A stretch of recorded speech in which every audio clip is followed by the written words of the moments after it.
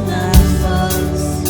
Quand je crois ne pas être assez fort, mon Dieu, tu me suffis. Yeah. J'ai décidé de continuer. Tu n'abandonnes jamais, tu n'abandonnes jamais. Ton amour me poursuit, ce n'est jamais trop. Au fond de mon âme, comme un écho.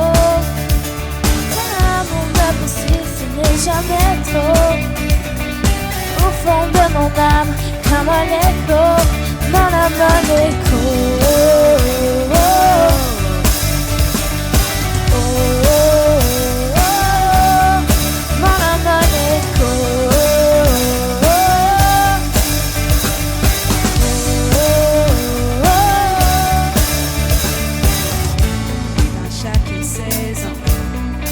Sans cesse toutes tes promesses. Rien ne peut changer ce que tu as fait. Tu vas l'achever. Quand je crois ne pas être assez fort, mon Dieu, tu me suffis. Yeah. J'ai décidé de continuer. Tu n'abandonnes jamais. Tu n'abandonnes jamais. Ton amour me poursuit, ce n'est jamais trop. Au fond de mon âme, comme un écho. Ton amour me poursuit, ce n'est jamais trop. Au fond de mon âme, comme un écho. Dans l'âme, un écho.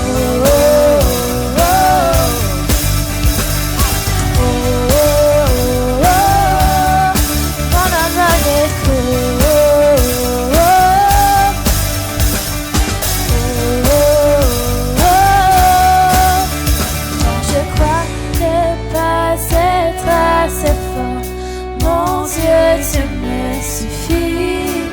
Yeah. J'ai décidé de continuer. Tu n'abandonnes jamais. Tu n'abandonnes jamais. Ton amour me poursuit, ce n'est jamais trop. Au fond de mon âme, comme un écho. Ton amour me poursuit, ce n'est jamais trop.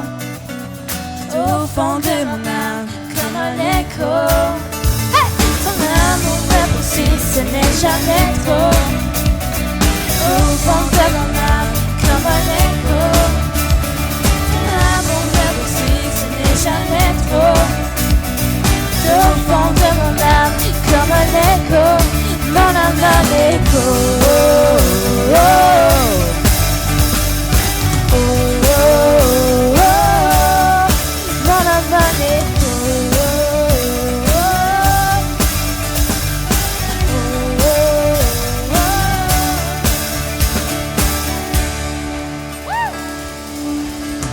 Comment mon âme est un écho de sa gloire ce matin.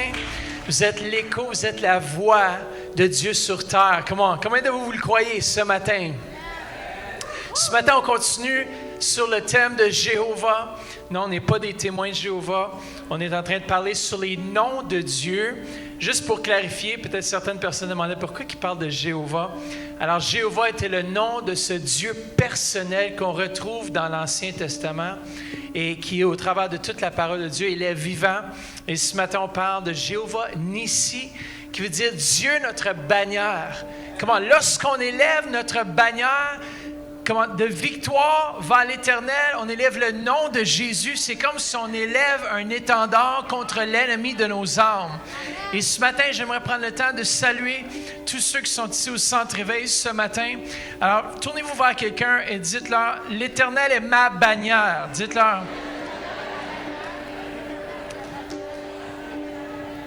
Et tous ceux qui sont en ligne ce matin aussi, notre campus Lac-Saint-Jean et aussi Québec, on vous salue ce matin. On est content de vous avoir ce matin branchés avec nous. Et aussi ceux à la radio 92,7 FM, à vous un bon matin.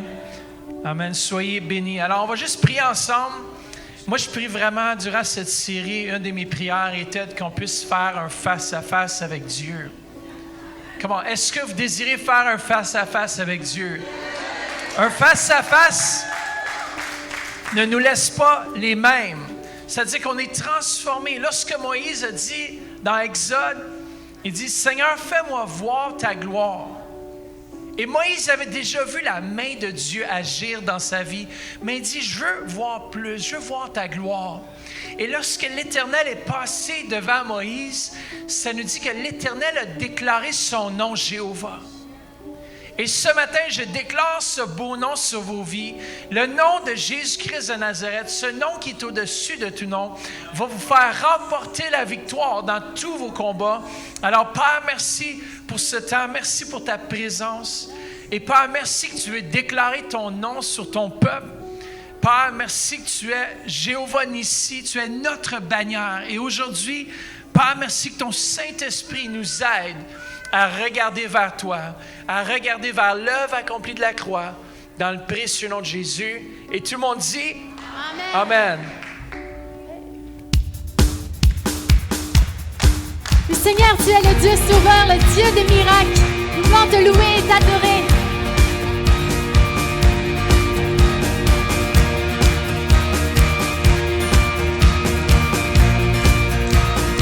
Miséricordieux. Miséricordieux, grâce incomparable, amour véritable, je t'exalte, tu es Yeshua, Dieu sauveur. Oui, précieux Fils, unis, beauté sans pareil, sagesse insondable, je t'exalte, tu es Yeshua, Dieu sauveur. Oh oui, nos voix. Nos voix unies à celles des anges, déclarent tu es le Dieu sauveur, notre Dieu seul sauveur. Hey!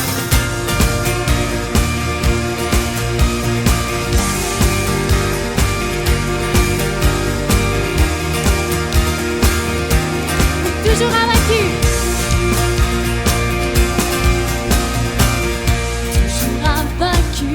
Héros triomphant, puissance absolue, je t'exalte, tu es Yeshua, Dieu sauveur. Oh, et nos voix, unies à celles des anges, oui, déclarent tu es le Dieu sauveur, notre Dieu seul sauveur. Et ton peuple, unis à tous les anges, déclare tu es le Dieu sauveur, notre Dieu seul sauveur. Alléluia, tu es bon, tu es miséricordieux, Seigneur, tu es le Dieu sauveur.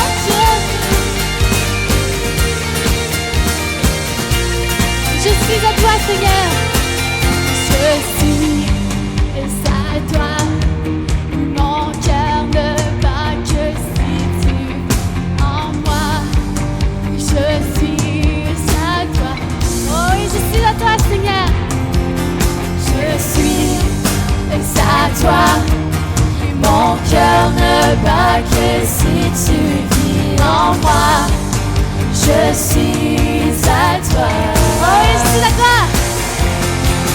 Je suis à toi, mon cœur ne bat que si tu vis en moi.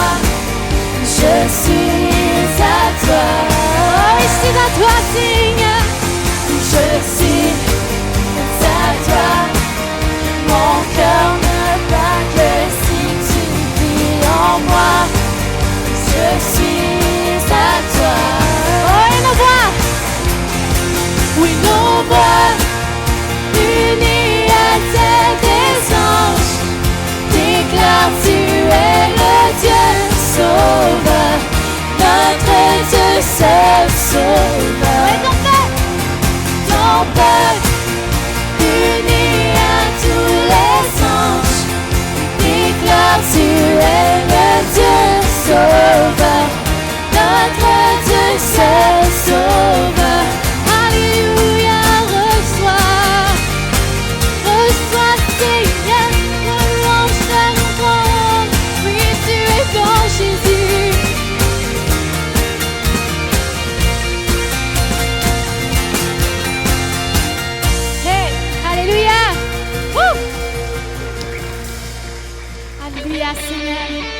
Tu es le Dieu des miracles, Seigneur, le Dieu de l'impossible, Seigneur.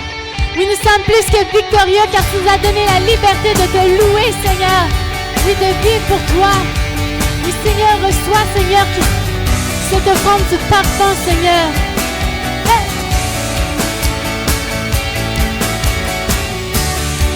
Oui, par toi.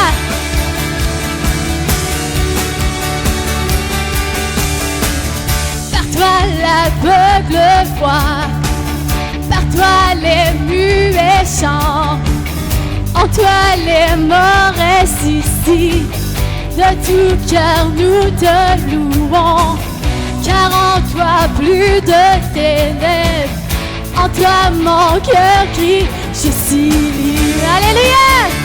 Oui, nous sommes libres, Seigneur. Hey. Oui, je suis libre de courir. Je suis libre de courir. Je suis libre de danser. Je suis libre de danser. Je suis libre de vivre pour toi. Je suis libre de vivre pour toi. Je suis libre, oui, je suis libre. Oui, je suis libre. Oui, je suis libre. Oui, par toi vient le royaume. La bataille est gagnée. En toi je ne crains point. La rançon est payée. Car en toi j'ai la victoire. En toi mon âme chante. Je suis libre. Est-ce qu'il y a un peuple qui est libre ce matin? Hey! Oui, je suis libre de courir. Je suis libre de courir. Je suis libre de danser. Je suis libre de danser. Je suis libre de vivre pour toi. Je suis libre de vivre pour toi. Je suis, oui, je suis libre. Oui, je suis libre. Oui, je suis, oui, par toi. Par toi, l'aveugle voit. Par toi, les muets chantent. En toi, les morts ressuscitent. De tout cœur, nous te louons. Car en toi, plus de ténèbres. En toi, mon cœur crie, je suis. Alléluia, oui, nous sommes libres. Hey, hey. Oui, je suis libre de courir. Je suis libre de courir. Je suis libre de danser. Je suis libre de danser. Je suis libre de vivre pour toi. Je suis libre de vivre pour toi. Oui, je suis. Oui, je suis libre. Oui, je suis libre. Oui, je suis libre. Hey, hey. Oui, Seigneur, ton nom brille dans les ténèbres, Seigneur. Oui, tu es puissant, nous voulons te louer. Hey. Oui, ton nom est une lumière dans les ténèbres. Oh, ton nom est la vérité. Oui, ton nom c'est.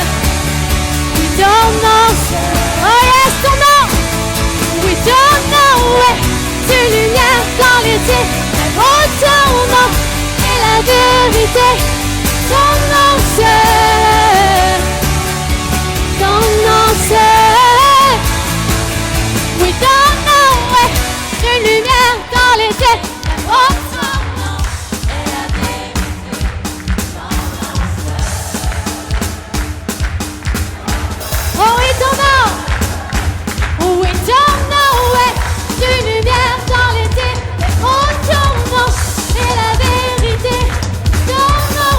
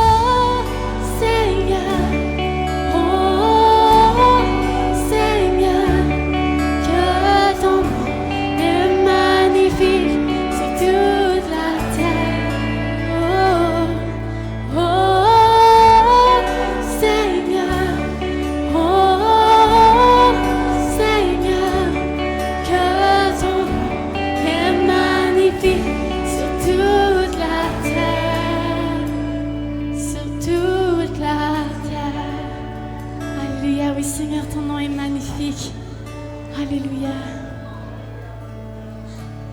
Jésus. Alléluia.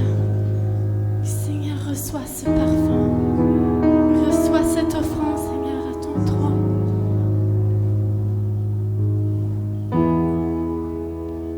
Nous sommes venus devant ton trône pour te glorifier. Alléluia. Pour nous tous t'es sacrifié, car toi seul est digne. Oh oui, à toi la louange. À toi la louange. À toi la louange. Prosternons-nous devant lui. Oh yes, Seigneur. Tu règnes sur nous et nous t'adorons. Tu régneras pour toujours.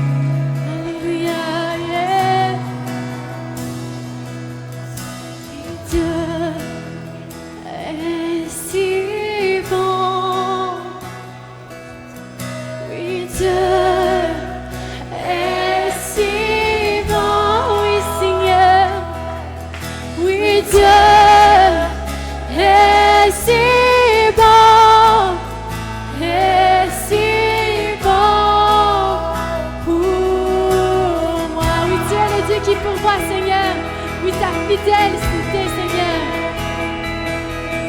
Oui, Dieu est si bon. Oh, il est bon, le Seigneur. Oui, Dieu est si bon. Il ne change pas. Oui, Dieu est si bon. Est si bon. Oui, tu es bon, éternel. Ta gloire est splendide dans ce lieu. Oui, Dieu est si bon. Oh, oui, chantez-le. Oui, Dieu est si bon. Tu es bon, papa. Oui, Dieu est si bon. Est si bon. Oh, oui, tes bontés se renouvellent à chaque matin, Seigneur. Oui, Dieu est si bon.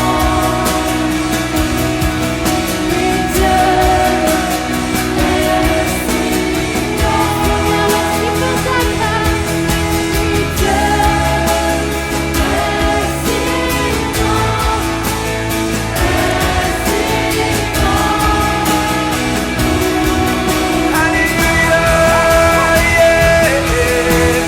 Dieu est si bon. Chantez-le.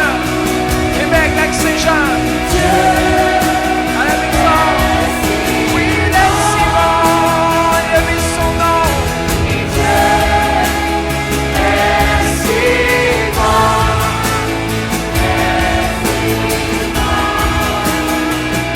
Comment chanter non?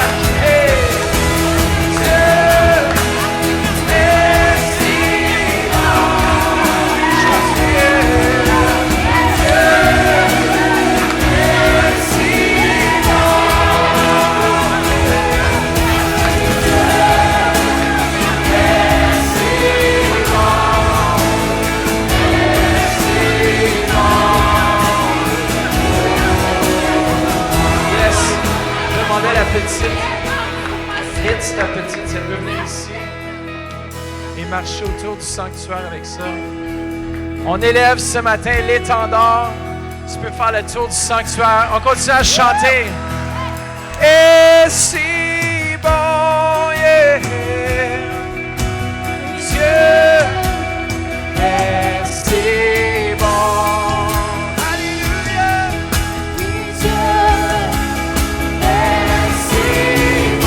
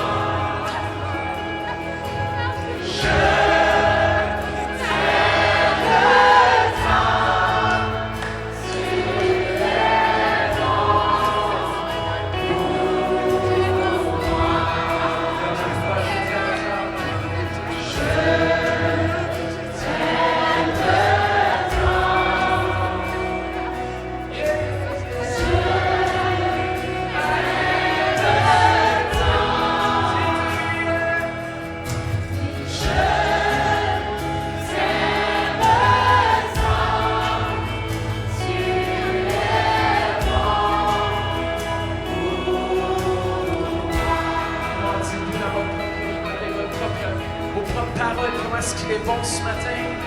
Shoro Sakaramandarashi. Comment on fait juste lui dire, Père, tu es tellement bon, tu es merveilleux, digne de louange. Dans ce lieu, tu es Jéhovah, Jéhovah Nissi, tu es notre bannière, Seigneur Jésus. Père, lorsque nous sommes découragés dans la vallée, on se tourne vers toi, qui est sur la montagne, Père, on se fie à toi. Père, je remercie pour ton Saint-Esprit qui nous pointe vers l'œuvre accomplie, Jésus-Christ. Père, merci, tu as tout accompli. Tu es victorieux. Tu es victorieux dans nos vallées. Tu es victorieux. Alléluia. Dieu est si bon.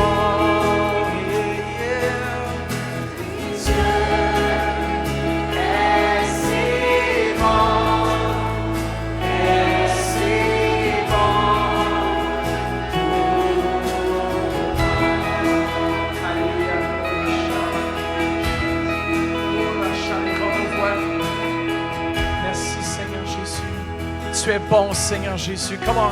Élevez vos voix, élevez vos mains vers lui. Dites, Père, ce matin, je me tourne vers toi. Tu es notre bannière. Tu es celui qui élève l'étendard. Merci, Jésus. Yeah. Alléluia.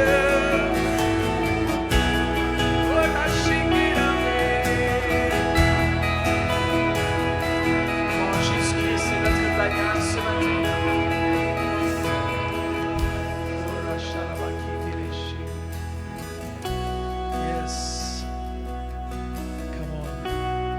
À quelqu'un ce matin, dites le nom de Jésus s'élève sur toi.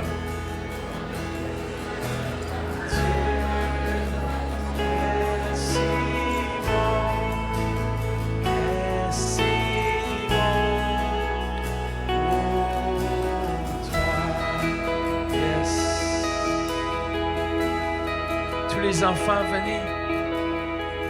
Bon, mais juste avant qu'on puisse faire les offrandes, j'aimerais juste qu'on puisse inviter Jean-Daniel. Qui va mentionner quelque chose de très important. Jean-Daniel, qui est un comptable. Bonjour. Oui, mon nom c'est Jean-Daniel Badet, je suis un CPA, comptable professionnel agréé. Et puis ce matin, j'aimerais vous parler des dons, le côté fiscal et des dons que vous faites à l'Église. Pour vous mettre dans un contexte très rapidement, et j'étais dans la librairie en train dans la ligne pour donner ma dîme. Et puis j'ai écouté une servante parler.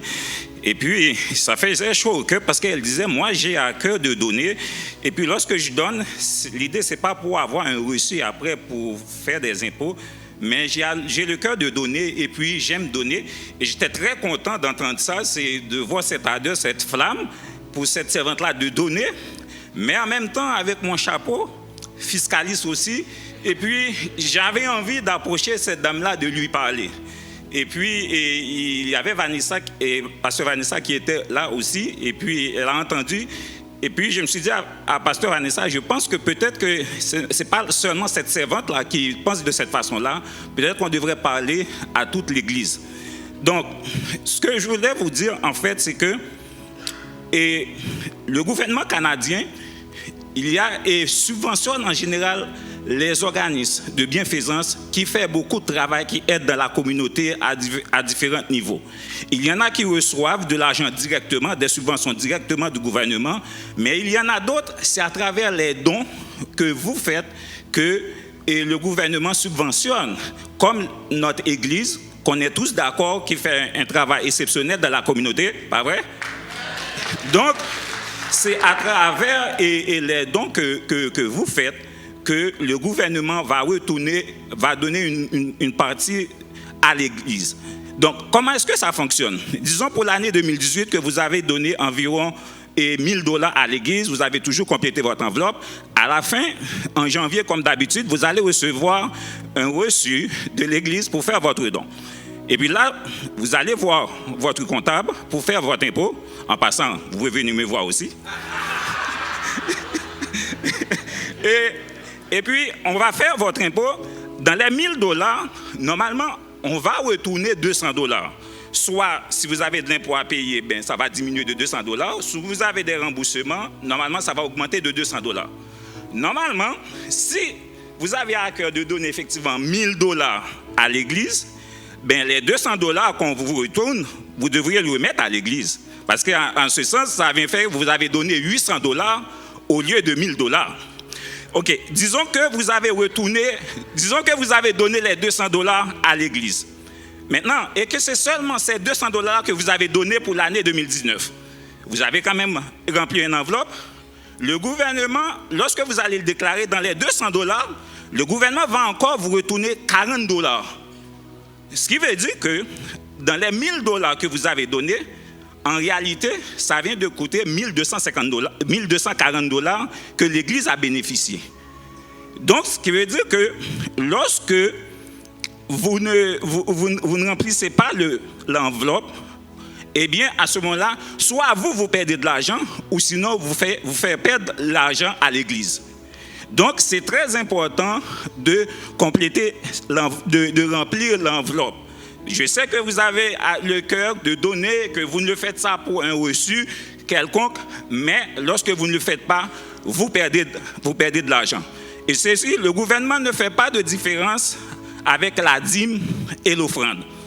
Ce qui veut dire que même si c'est de l'offrande que vous donnez, un $5, un $10, ce serait bon quand même de toujours le mettre dans l'enveloppe parce que ça, c'est de l'argent qui va vous retourner et qui va retourner à l'église. Donc, c'est ça que je voulais partager avec vous.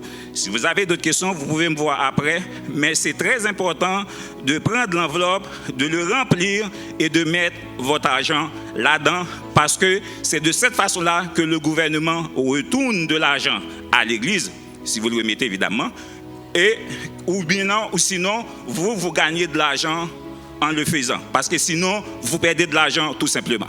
Merci. Amen. Donc, sans plus tarder, si on peut accueillir le pasteur senior, Pastor Matthew. Yes.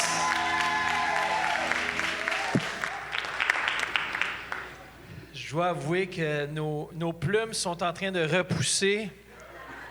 Les aigles se sont fait déplumer hier. C'est pas grave, c'est 1-1. C'est 1-1. On a gagné en 2016 exactement. Et on a perdu hier soir, mais c'est pas grave parce que, vous savez, Dieu, il nous console toujours par sa parole. Et ce matin, j'ai eu vraiment la parole de l'Éternel qui m'a été révélée, pasteur Jean-Claude. Jean-Claude, lève-toi debout. Voilà notre capitaine des aigles. Après le premier quart, il dit « Hey, c'est-tu la fin du match? » Je dis non, c'est le premier quart seulement. Mais vous savez, est-ce qu'on peut remettre la photo des 2 étoiles? Parce que vous savez, on a oublié de faire une chose hier, si on a oublié de nommer les étoiles du match. Alors, je vais vous dire, les étoiles du match sont là en photo.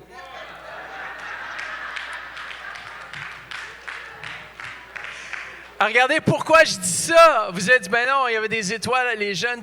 Regardez Daniel 12-13, j'ai eu un rêve cette nuit en révélation. Je nous voyais avec Daniel danser dans les rues Jérusalem avec nos chandails d'aigle. Il manquait une coupe de plumes, mais il était là. Ça dit, ceux qui auront été intelligents brilleront comme la splendeur du ciel, et ceux qui auront enseigné la justice à la multitude brilleront comme quoi les étoiles à toujours et à perpétuité. On est des étoiles pour toujours et à perpétuité. Vous savez, qu'en Jésus-Christ, il n'y a pas de perdant. Je disais à mon fils hier, je dis, tu sais quoi? Même si on a perdu, on a gagné. Il était là, non, on n'a pas gagné. Je dis, oui. Même si on a perdu, on a gagné. Parce qu'on est des gagnants en Jésus-Christ. En Jésus-Christ, il n'y a aucun perdant. Amen. Non, mais je dois avouer, la jeunesse, ils ont quand même très bien joué. Félicitations à la jeunesse.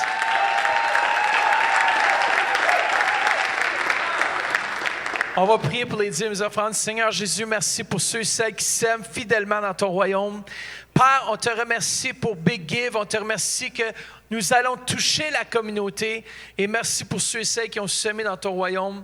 Et merci, Père, pour ce que tu vas faire dans notre Église, dans le futur et présentement, dans le nom précieux de Jésus.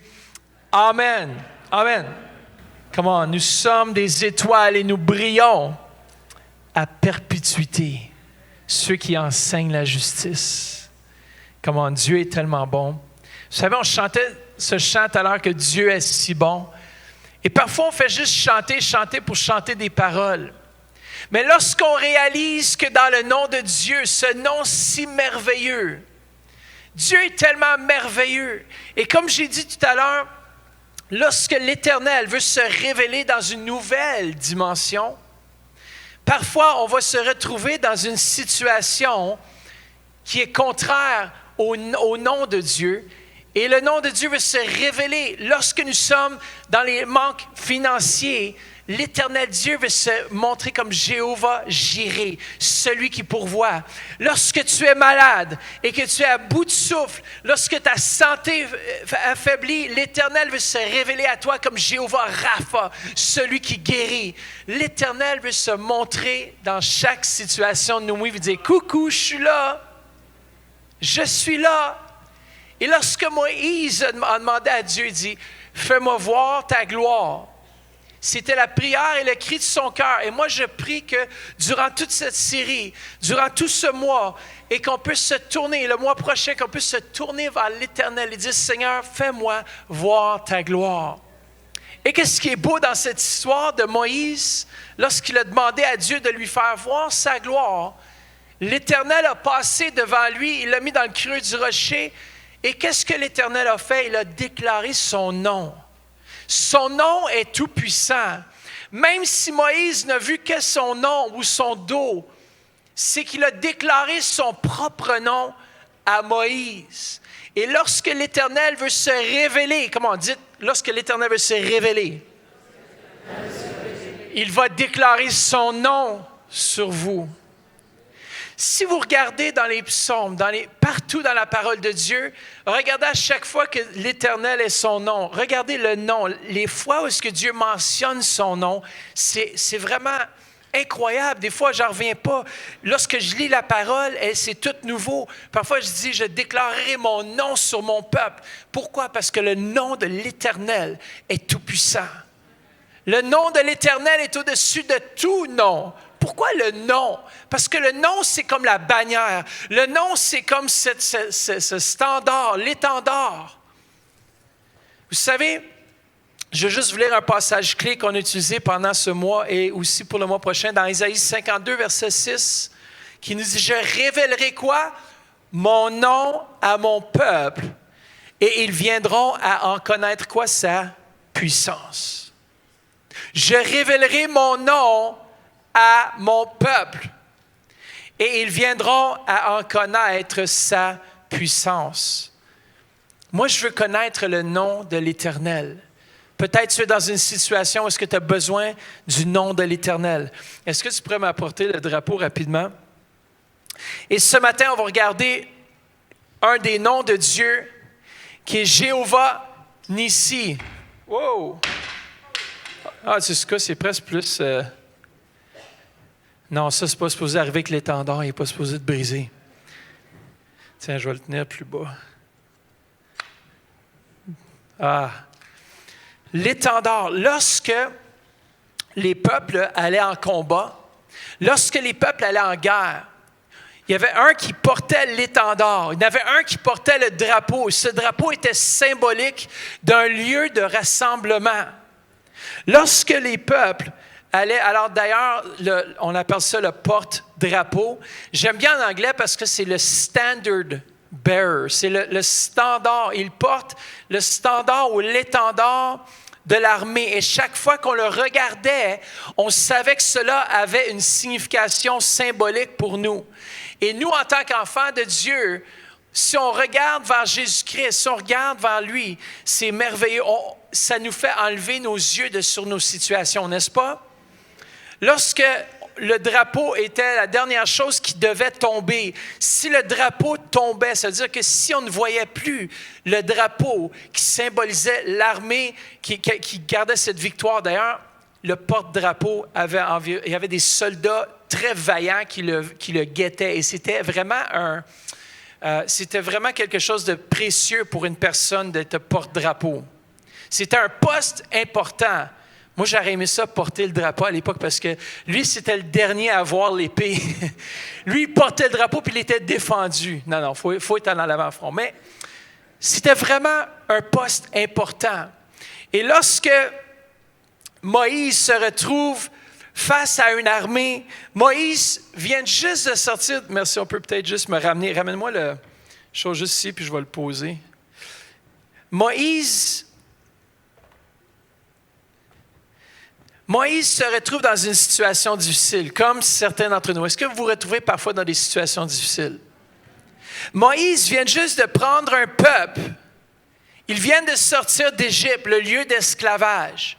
Et Dieu nous a rachetés comme il a racheté le peuple de l'esclavage. Il nous a apportés dans le royaume de son Fils bien-aimé. Il nous apporte dans notre destinée.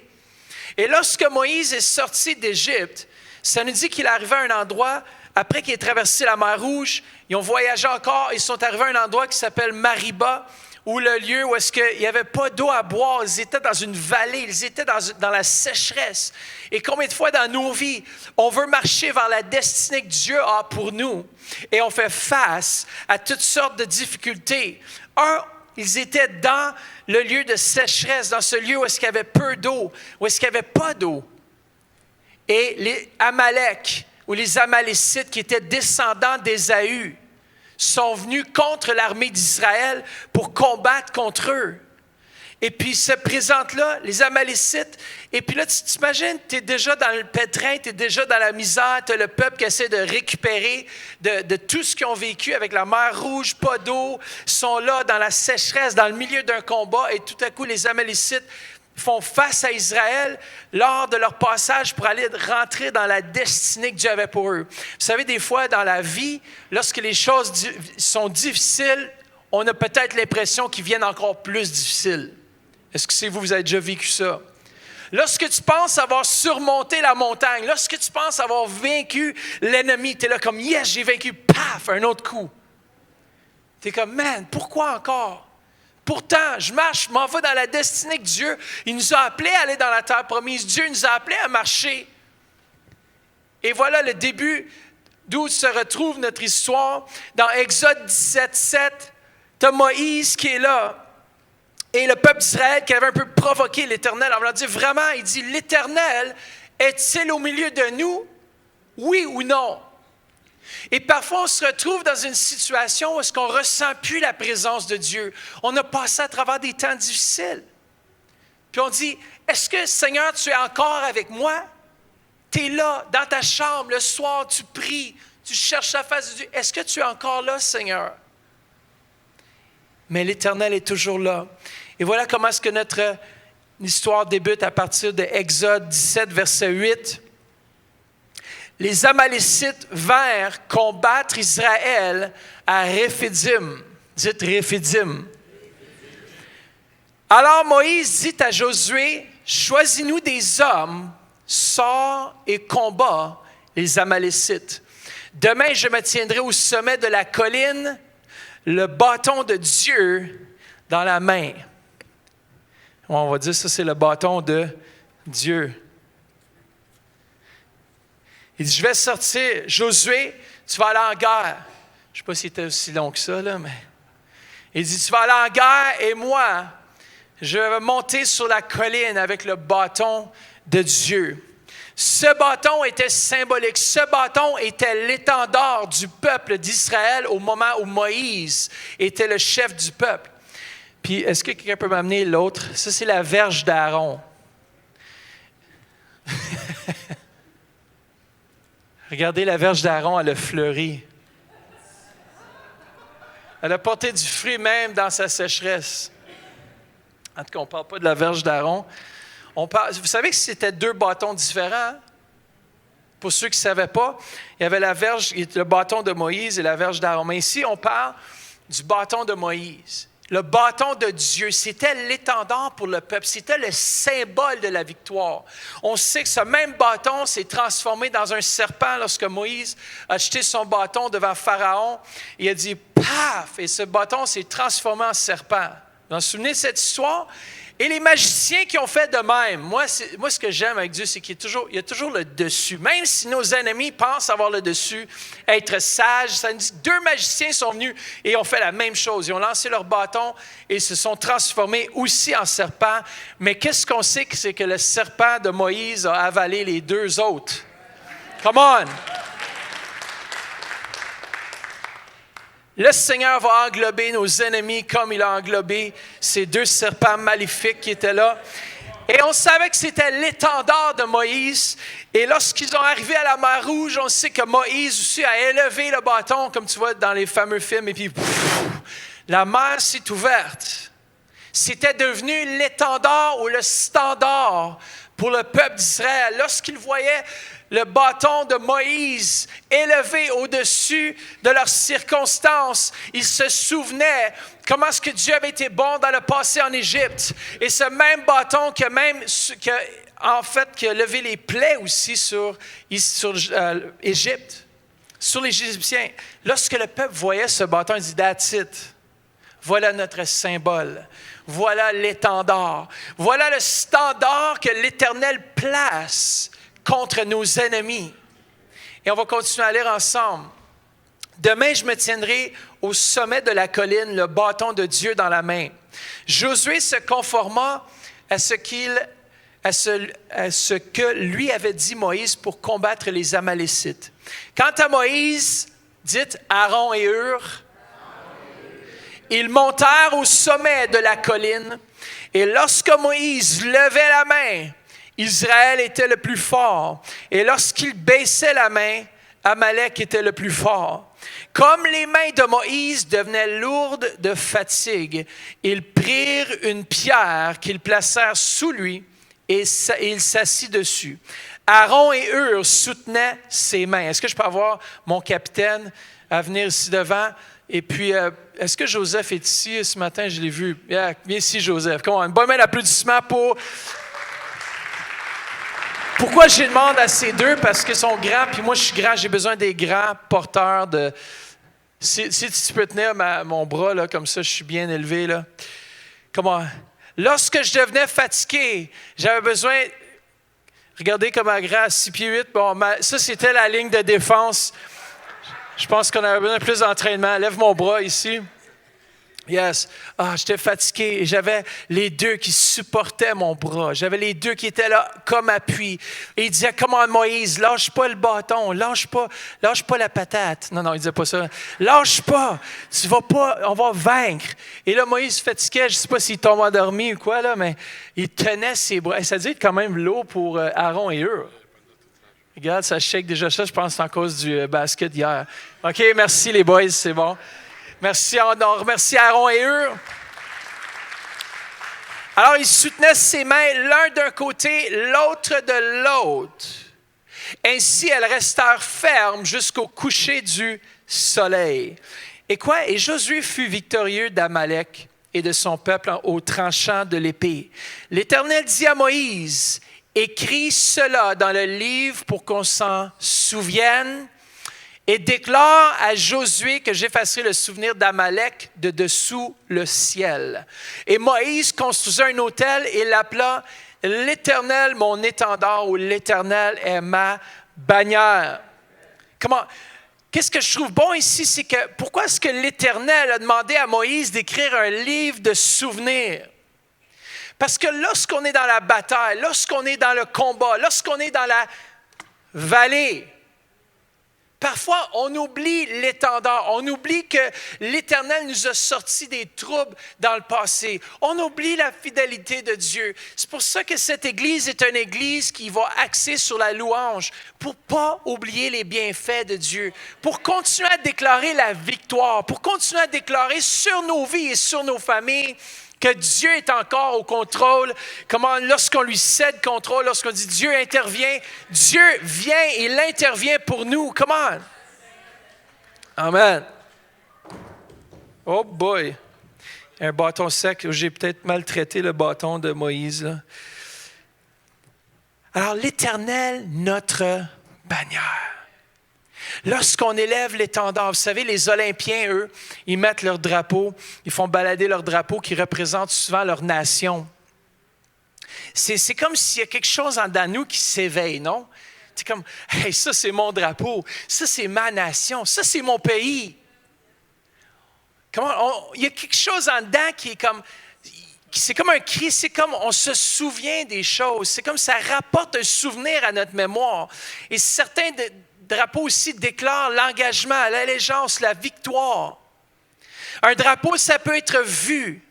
C'est comme une invitation, un lieu de rencontre. Ils attirent ceux qui passent à côté. Je remarque que beaucoup d'entrepreneurs, beaucoup d'entreprises utilisent des drapeaux, utilisent des symboles.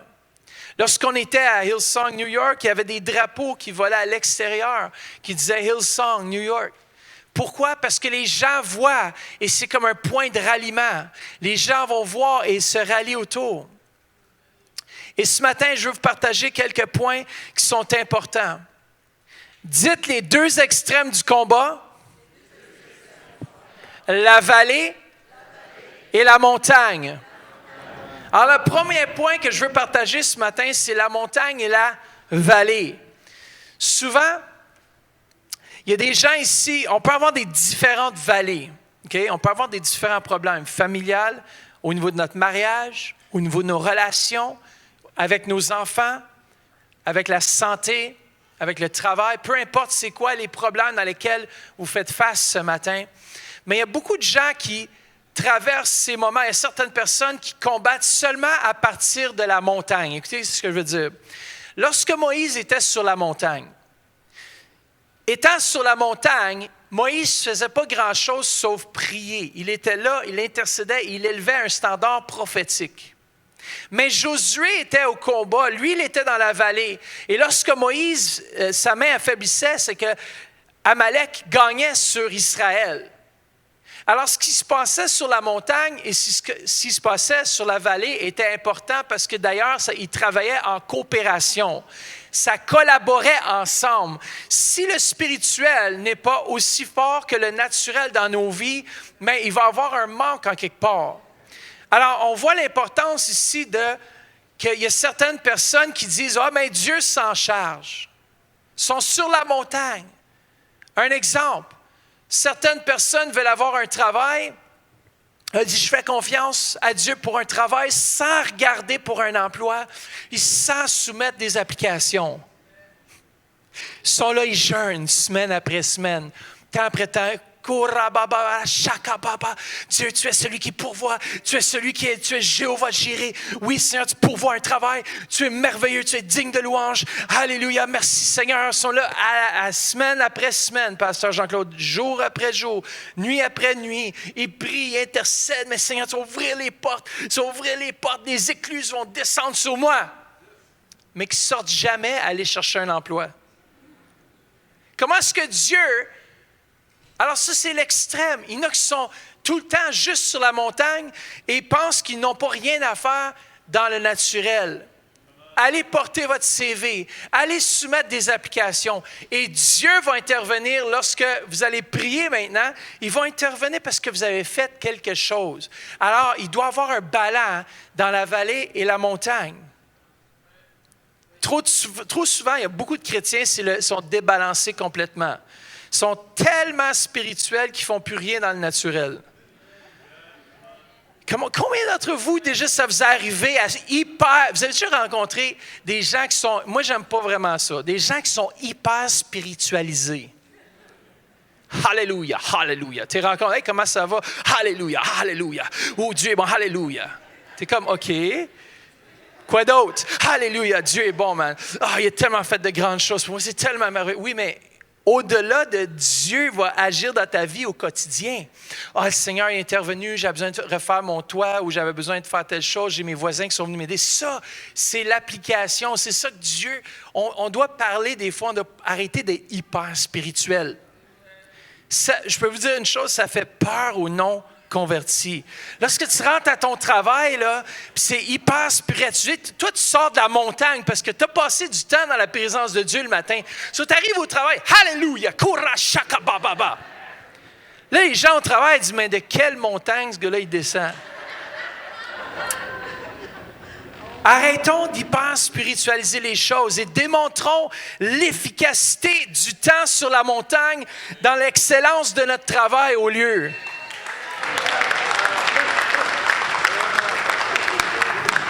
L'apôtre Paul nous dit dans 2 Corinthiens 6:1, « Or, puisque nous, collaborons avec Dieu. » Vous savez, collaborer veut dire on participe, on contribue. C'est un travail d'équipe, un travail avec Dieu sur la montagne. Et lorsqu'on sort à l'extérieur, ce qu'on a vécu sur la montagne nous fait marcher dans la victoire, même dans la vallée.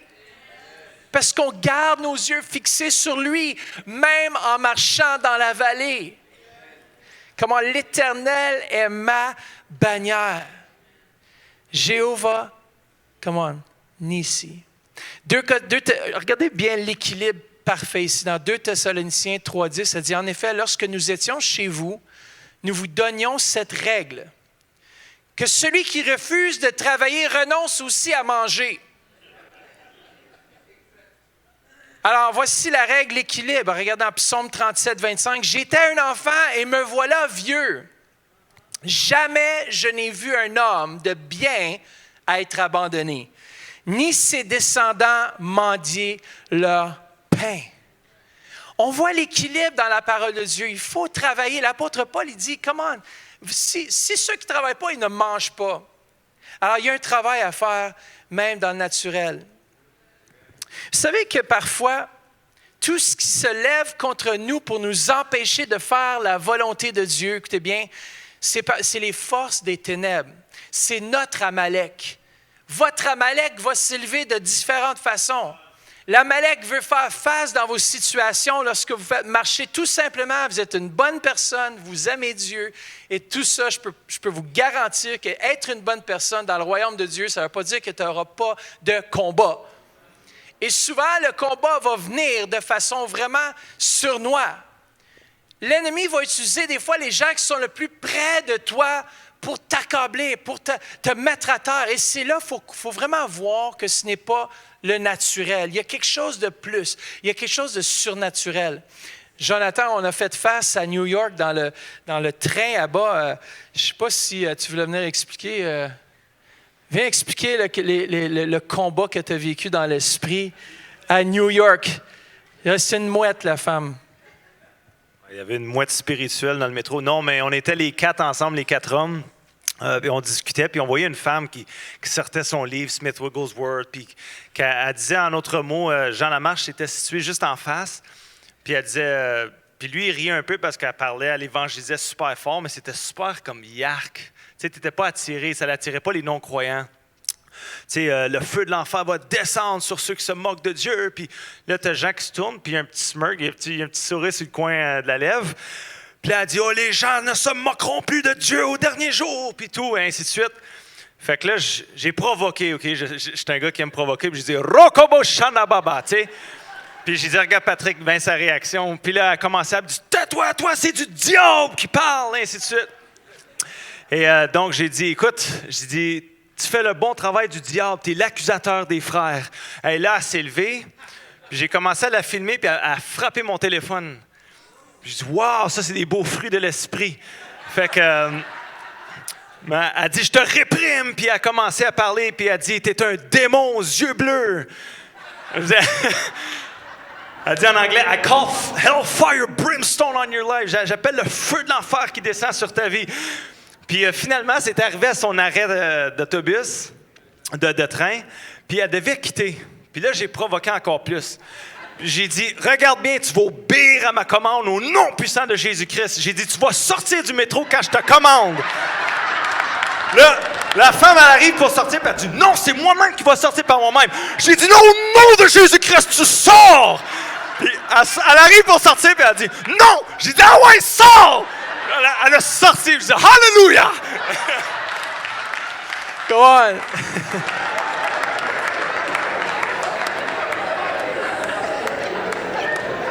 Ça, c'est pour prouver mon point d'hyper-spiritualisation.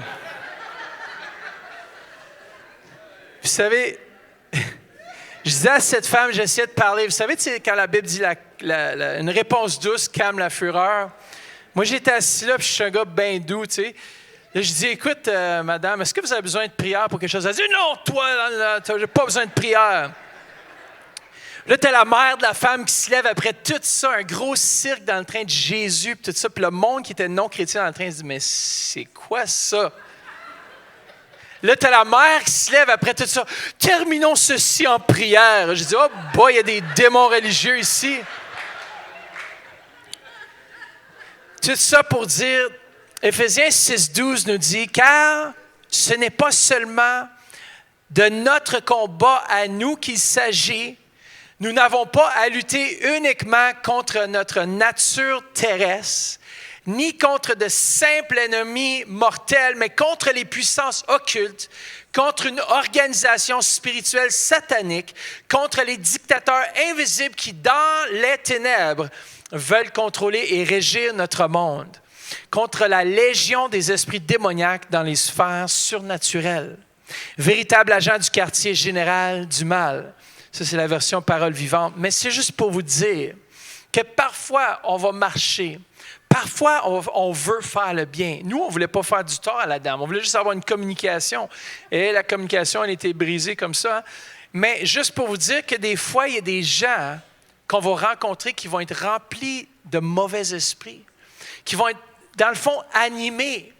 Et souvent, dans notre marche chrétienne, on peut essayer de pointer le doigt, mais c'est à cause de telle personne ou c'est telle personne. Mais sache que non seulement on marche ici-bas sur cette terre, mais qu'on n'a pas à lutter simplement contre des hommes, mais qu'on a à lutter contre une racine, un arrière-plan beaucoup plus puissant qui est là pour démolir notre destinée, qui est là pour enlever l'élan, qui est là pour enlever le feu, pour qu'on puisse rentrer dans notre destinée. Cette Église est appelée à rentrer dans une destinée de louange. On doit apprendre à louer Dieu comme peuple.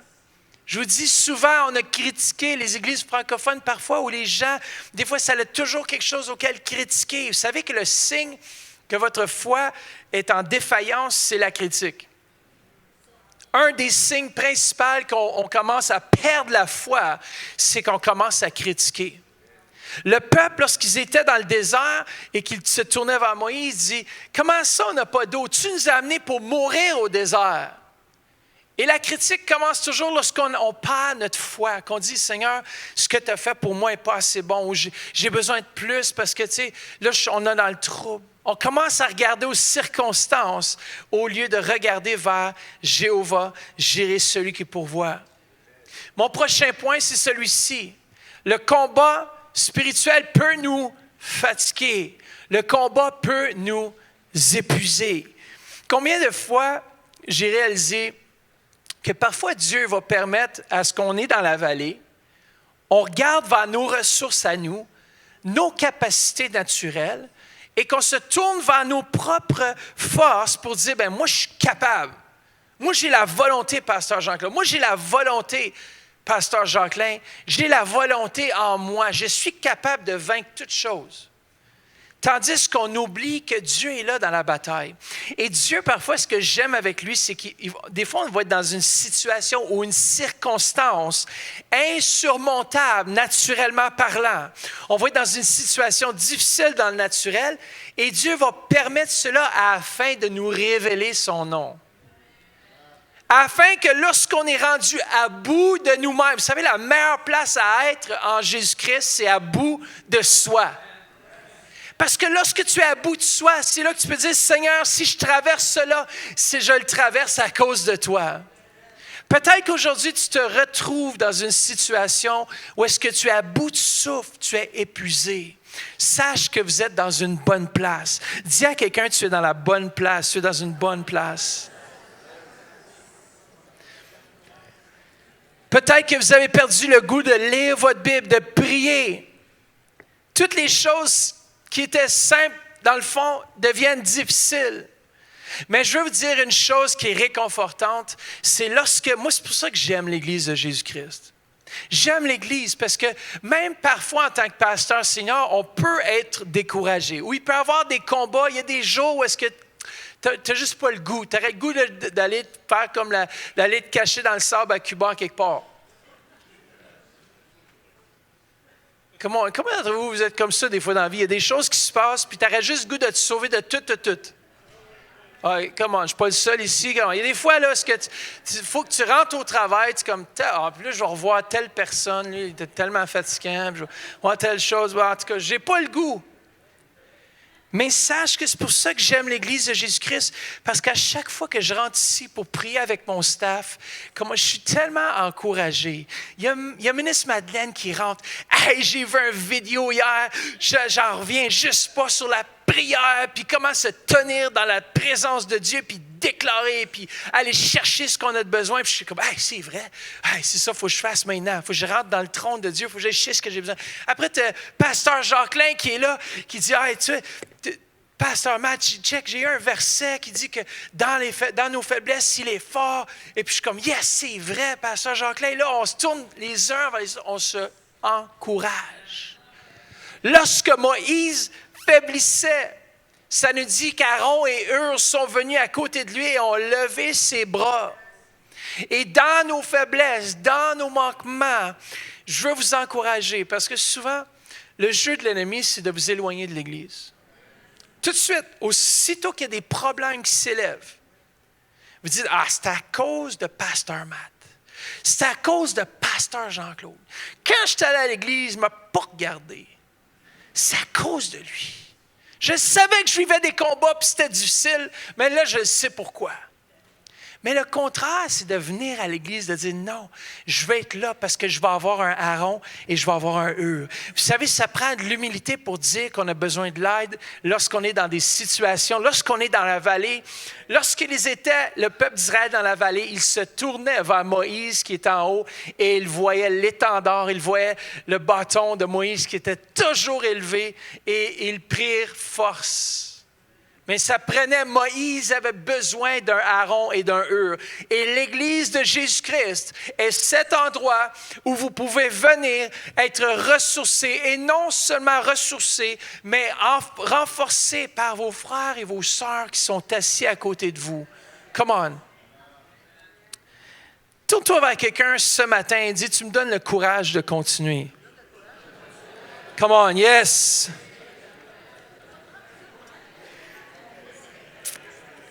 À la maison, vous nous donnez le courage de continuer aussi. Ceux qui sont branchés avec nous, vous venez de partout dans le monde. Et ceux qui sont en direct sur Radio Vie, Nouvelle 92,7. On vous souhaite à vous aussi un bon matin. Venez nous visiter. On aimerait vous rencontrer ici même au Centre Éveil. Priez pour vos besoins. Vous savez, on vit dans un monde où les gens ont tellement de besoins. Ils doivent être capables de se retourner vers l'Église de Jésus-Christ. Prochain point. Il ne faut pas être satisfait d'une demi-victoire. Trop de gens arrêtent lorsqu'ils ont monté le sommet. Vous savez, j'ai regardé un reportage sur Mont Everest, pas un reportage, mais je regardais les nouvelles parce que le 24 mai passé, il y a des gens qui sont décédés au Mont Everest. Ils ont monté jusqu'en haut. Alors, un homme, justement, ça faisait des années, puis il s'entraîne les gens pendant des années avant même de monter. Et vous savez, tu peux être en forme physique incroyable et ne même pas le faire en haut. Parce que ça dépend, je pense qu'il y a une forme, un corps ou un système surnaturel. Pour moi, il porte le chandail des aigles en montant. Mais il y a quelque chose de surnaturel qui vient nous autres. Je ne sais pas si on l'aurait fait jusqu'en haut. Hein? Mais ces gens-là ont monté. Et lorsqu'ils sont au sommet, qu'ils lèvent, ils lèvent quoi? Qu'est-ce qu'ils lèvent au sommet? La première chose que vous voyez lorsqu'un homme ou une femme monte au sommet, c'est qu'ils vont planter le drapeau de leur pays respectif. Et ils plantent pourquoi? Parce que c'est symbole. Et c'est une fierté nationale pour dire que mon pays, encore une fois, a vaincu le plus haut sommet. Et en Jésus-Christ, on peut vaincre le plus haut sommet. Mais qu'est-ce que je veux dire avec ça? C'est qu'il y a un homme de 55 ans qui est monté jusqu'au sommet. Monter au sommet, c'est la moitié de la victoire. Mais il n'a jamais redescendu. Il est descendu quelques centaines de mètres et puis il est décédé là. Il y a eu une crise cardiaque ou je ne sais pas qu'est-ce qui est arrivé. Et il y a plusieurs personnes qui sont décédées à cause de tellement de trafic. Il y a tellement de gens qui veulent monter en haut là que ça devient impassable. Il y a des endroits où est-ce que tu peux juste passer une personne à la fois, peut-être pour une cinquantaine de mètres. Alors, ils attendent en ligne pour qu'une personne, tous ceux qui sont devant montent. Mais lorsque tu montes en haut du sommet, Il faut redescendre en vie. Et lorsque tu es rendu en bas du sommet, c'est là la victoire. Et parfois, en tant qu'enfant de Dieu, on va monter des sommets, puis on va descendre dans des vallées. Mais il faut être capable de les monter et les descendre avec succès. Des fois, tout va bien. On monte, on est rendu sur le top de la montagne. Sache que parfois, même être dans la victoire, se tenir dans la victoire, puis avoir vaincu telle chose dans nos vies, ça ne veut pas dire qu'il n'y aura plus jamais de vallée. Il faut parfois redescendre la montagne. Moïse n'a pas resté sur la montagne éternellement. Ça nous dit qu'il est sûrement redescendu après la bataille. Mais il est redescendu pour faire face à un nouveau jour et à un nouveau combat. Mais moi, je ne suis pas satisfait des demi-victoires. On est 1-1 contre la jeunesse. On va retrouver nos aigles. Même si on s'est fait déplumer, l'aigle va renouveler ses forces. Lorsqu'il renouvelle ses forces, c'est que les plumes repoussent. Comment on s'est fait déplumer, mais ce n'est pas grave. Regardez bien, l'alcoolique, celui qui est alcoolique, il ne peut pas se satisfaire il faut qu'il lâche complètement de boire. S'il touche un peu l'alcool, c'est fini. Alors, c'est pour ça qu'il faut qu'il soit radical. La victoire, c'est la victoire tant aussi longtemps qu'on tient le cap en Jésus-Christ. Come on. Dans nos vies, vous savez que parfois, nous avons besoin d'un étendard ou un enseigne ou d'une bannière en dehors de nous-mêmes qui peut nous dire ce qui est la vérité ou pas. Vous savez, il y a une différence entre la vérité et la réalité. La réalité, c'est celle que ton médecin te dit, tu as le cancer. La vérité, c'est que par les meurtrissures de Jésus-Christ, tu es guéri. Comment? La réalité n'est pas nécessairement la vérité. La vérité, c'est la parole de Dieu. Et que Dieu, c'est ça notre standard. C'est ça notre étendard. C'est ça notre bannière. C'est la parole de Jésus-Christ qui nous dit que par ses meurtrissures, nous sommes guéris. Que même dans la vallée, on peut se tourner vers l'étendard qui est Jésus-Christ et qui a pris toutes nos maladies à la croix. Il y a un passage des Écritures dans l'Ancien Testament qui est vraiment marquant et qui pointe vers Jésus-Christ, qui est mort à la croix pour nous. C'est l'histoire du peuple d'Israël qui se sont fait piquer par des vipères en plein désert. Ils se sont fait piquer par des vipères, il y avait plein de vipères au sein du camp et beaucoup étaient en train de mourir. Et Moïse a dit, venez ici, et ils ont placé un serpent sur un bâton, et c'est le serpent d'airain qu'on dit, et il a dressé cela sûrement sur un sommet qui était comme un étendard, qui était comme une bannière. Et Dieu a dit à Moïse, ceux qui vont regarder sur ce serpent ou sur cette bannière vont être guéris. Et c'est pour ça souvent le symbole de la croix avec le serpent autour représente la pharmacie, c'est qu'ils ont volé l'image de la Bible. Mais ceux qui regardaient vers ce standard, ceux qui levaient les yeux vers cela étaient guéris complètement. C'est qu'ils n'avaient plus à souffrir la maladie. Pourquoi? Parce que c'était un étendard, c'était symbolique de Jésus-Christ. Regardez, en conclusion ce matin, dans Jean 3, versets 14 à 15, et regardez ce que ça nous dit. Dans le désert, Moïse a élevé le serpent d'airain sur un poteau. C'est ainsi que le Fils de l'homme, écoutez bien, doit lui aussi être élevé pour que tous ceux qui placent leur confiance en lui vivent comment? Éternellement. Le standard, l'étendard, comment? Jésus-Christ doit être élevé dans nos vies. Il est notre étendard. Il est notre bannière. Et c'est pour ça que j'ai pris une bannière. Puis ceci, c'est la bannière, c'est le drapeau un peu bizarre, c'est le drapeau d'Éthiopie du tribu du lion de Juda. Je ne trouvais pas juste un avec le drapeau du lion de Juda. Mais il est beau, non? Est-ce qu'il y a des Éthiopiens ici? Non? Ah, mais bientôt, on le déclare dans le nom de Jésus. Ben, regardez, le lion de Juda, et comment est-ce que si on regarde nos yeux fixés sur Jésus-Christ, qui est notre bannière, que même dans la vallée, comme Moïse, comme Josué, comme Caleb, qui est en train de combattre dans le naturel, on est dans un monde naturel, mais aussi en même temps surnaturel. Et lorsque nous marchons Peu importe, la maladie peut essayer de frapper notre corps. Les circonstances peuvent essayer de frapper notre corps. Peut-être que tu as une mauvaise nouvelle, que tu as perdu ton travail. Peut-être que tes enfants se sont rebellés, ils ont quitté la maison et tu ne sais pas où ils sont présentement. Peut-être que tu es là et tu es dans une souffrance terrible peut-être dans ton corps, émotionnellement. Sachez qu'aujourd'hui, je veux élever la bannière, je veux élever le standard. Et ce standard, c'est Dieu le Saint-Esprit qui nous guide vers le standard qui est Jésus-Christ de Nazareth. Et ce Jésus-Christ de Nazareth, il est vivant aujourd'hui, éternellement. Il vit à jamais. Pour qu'on puisse se tourner vers lui, j'aimerais inviter l'équipe de louange et je veux qu'on puisse se tourner vers lui ce matin. Et ce matin, peut-être vous êtes ici et vous n'avez jamais fait de Jésus-Christ votre Seigneur, votre Sauveur. Et j'aimerais vous inviter, si vous êtes ici dans ce lieu, à dire, moi, j'ai besoin de Jésus. Faites juste élever vos mains. Élève ta main. Si tu es dans ce lieu et tu aimerais accepter Jésus comme ton Seigneur et ton Sauveur, fais juste me faire signe avec ta main.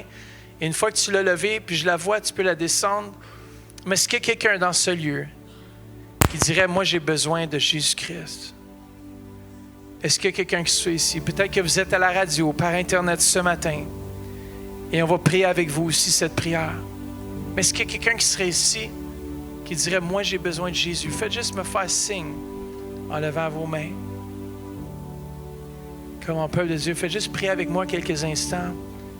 Il y a des gens ici qui se sentent poussés à lever la main.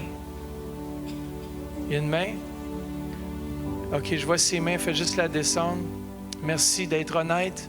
Est-ce qu'il y a quelqu'un d'autre qui dirait, moi, j'ai besoin de Jésus dans ma vie? Vous savez, je vois cette main.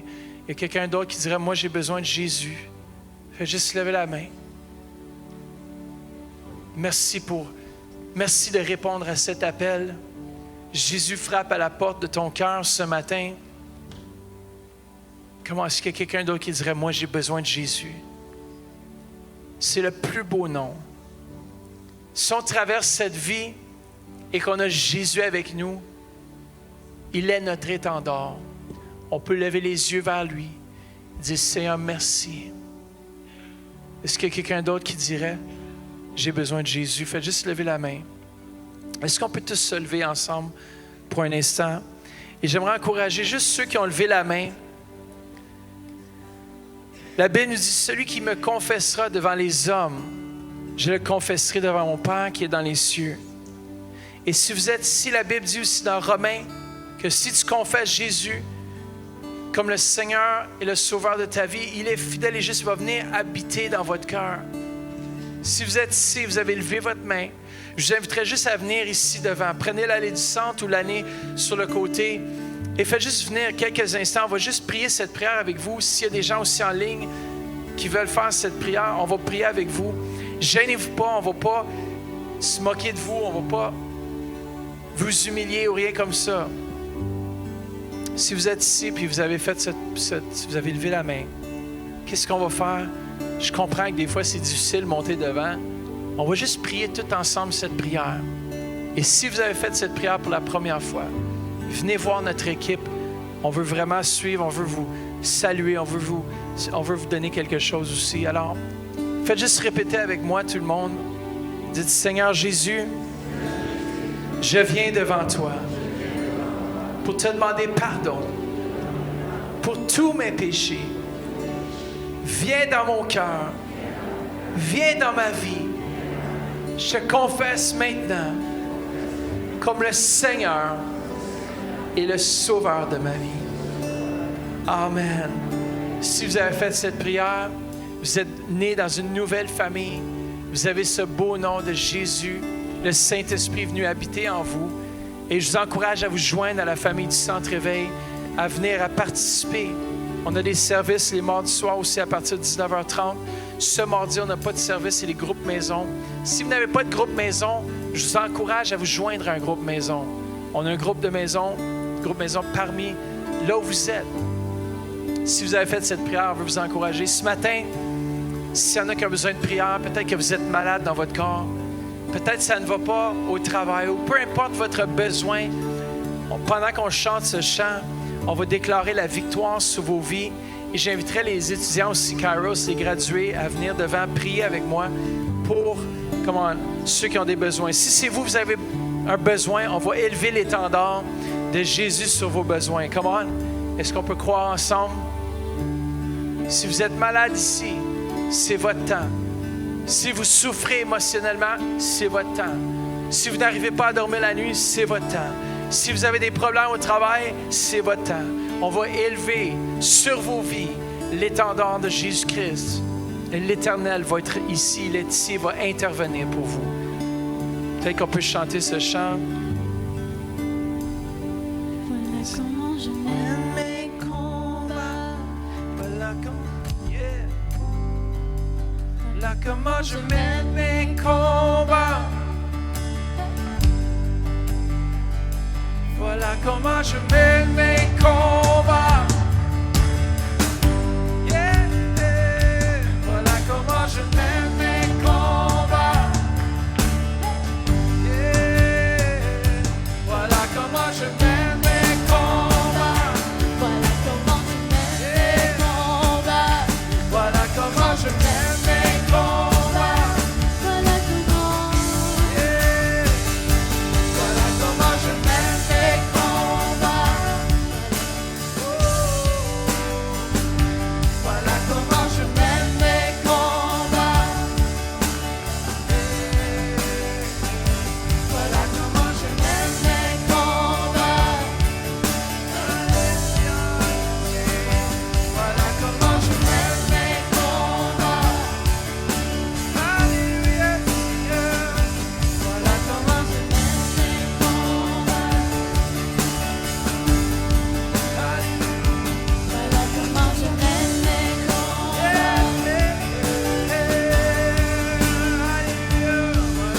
je mène mes combats. Voilà comment je mène mes combats. Même si je suis entouré, je suis entouré par toi. Come on. Yes.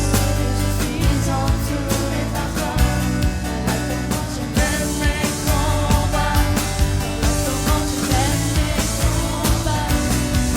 Comment je mène mes combats. Comment je mène mes combats.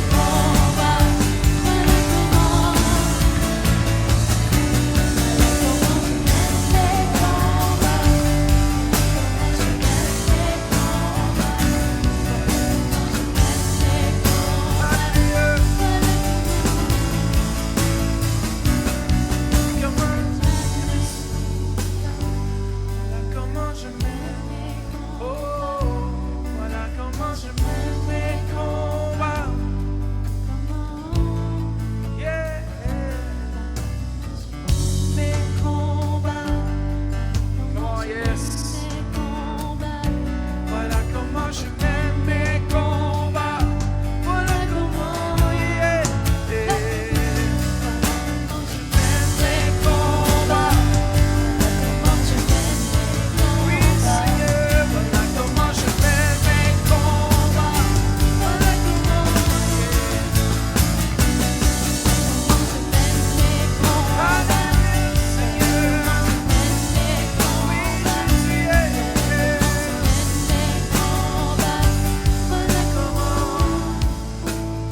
Jésus, Amen. Juste avant de terminer le service ce matin, peut-être qu'il y a quelqu'un à côté de toi qui ne s'est pas avancé pour la prière, mais qui a besoin de prière. Je veux que vous puissiez juste mettez la main sur l'épaule de votre voisin ce matin et faites juste commencer à prier des bénédictions sur leur vie. Commencez à déclarer la victoire dans leur combat.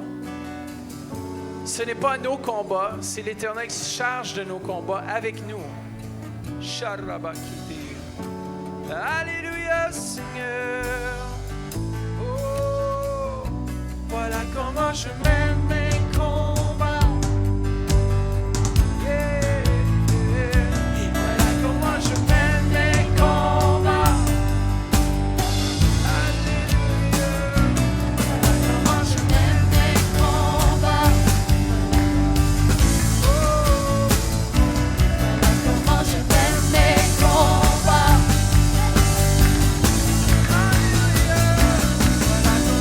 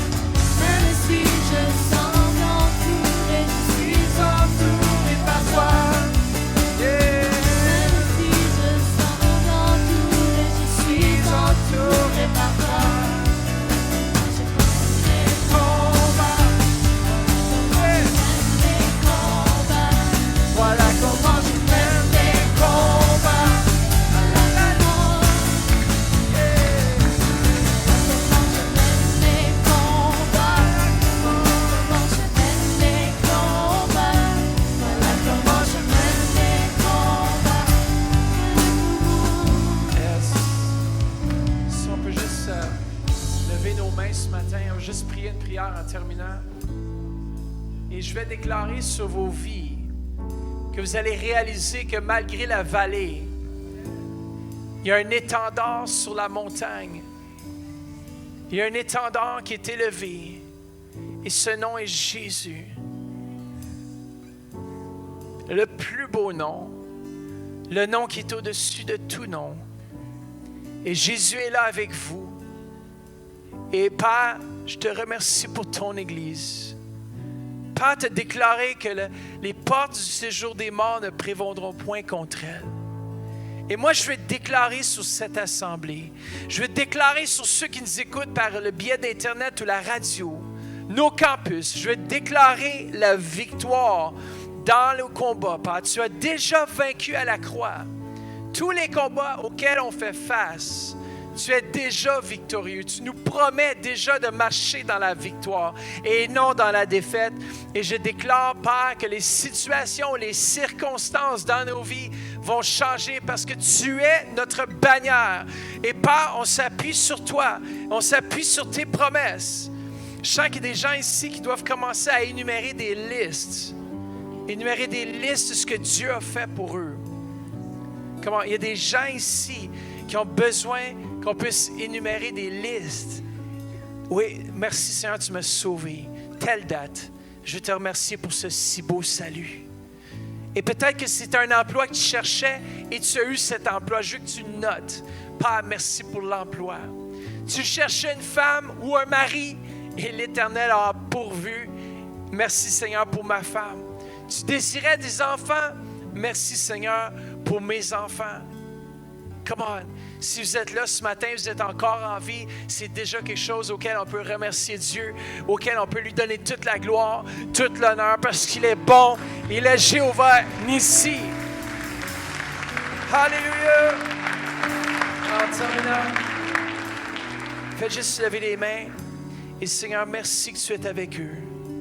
Père, merci que tu remplisses ce lieu de ta gloire, que tu remplisses chaque foyer de ta gloire.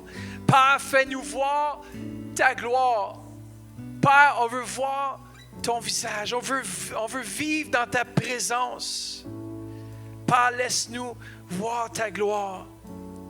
Merci qu'aujourd'hui le voile est ôté et on peut refléter ta gloire. On peut voir ta gloire. On peut vivre dans ta présence. Et Père, je déclare des face-à-face avec toi. Un face-à-face avec un Dieu vivant. Yeah, yeah. Yeah, yeah. Alléluia, Jésus. Alléluia, Seigneur. Oh, oh, oh. Alléluia, Jésus. Tu es bon. Tu es bon. Yeah. Nous t'adorons, nous t'exaltons, Seigneur, tu es bon, ta miséricorde, génération, Seigneur, en génération,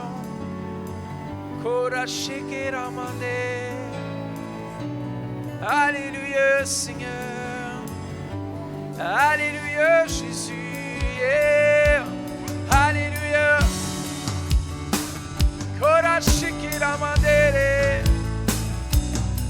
Oh. Comment on peut juste terminer ce service en le remerciant? Merci pour ta parole. Comment? Yes, merci pour ce que tu fais. Yeah. Merci Jésus pour ce que tu fais. Pour qui tu es, Seigneur. Merci. Alléluia, yeah. Je suis entouré par toi, même si je me sens entouré, je suis entouré par toi. Même si je me sens entouré, je suis entouré par toi. Bon dimanche.